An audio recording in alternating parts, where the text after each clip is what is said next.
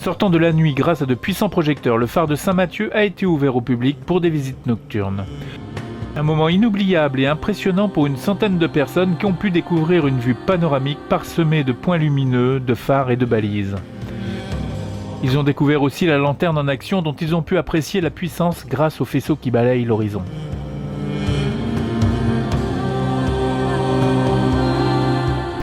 Être en pleine nuit sur un phare, c'est impressionnant.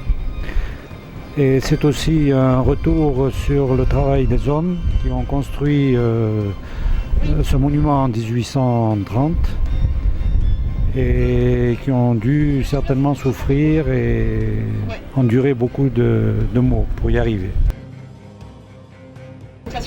Le sentiment lorsqu'on y monte de nuit, c'est qu'on a l'impression d'être dans le noir, c'est-à-dire qu'on ne voit rien autour de soi.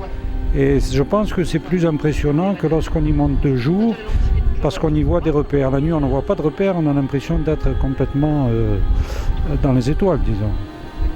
Et en plus, il y a un petit peu de vent aujourd'hui ? Aujourd'hui, il y a du vent, c'est pas le Mistral, mais c'est un vent sérieux, mais bon, ça rajoute au charme de la visite.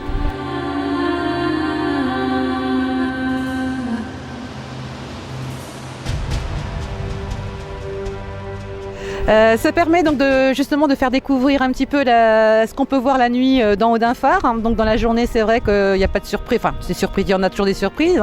Vous avez les îles, tout ça, mais la nuit, on se fie donc aux phares et aux balises qui sont autour de nous.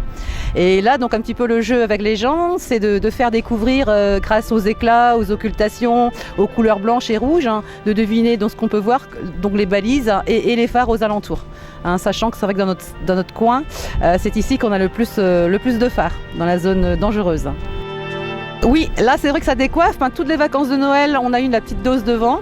Et c'est vrai que les gens sont toujours surpris arrivés là-haut de voir donc le vent là en pleine face.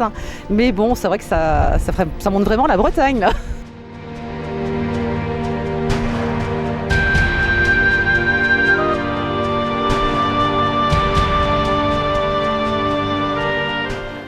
Mais déjà, il est temps de redescendre et de laisser le chemin de ronde aux histoires de mer et à la nuit.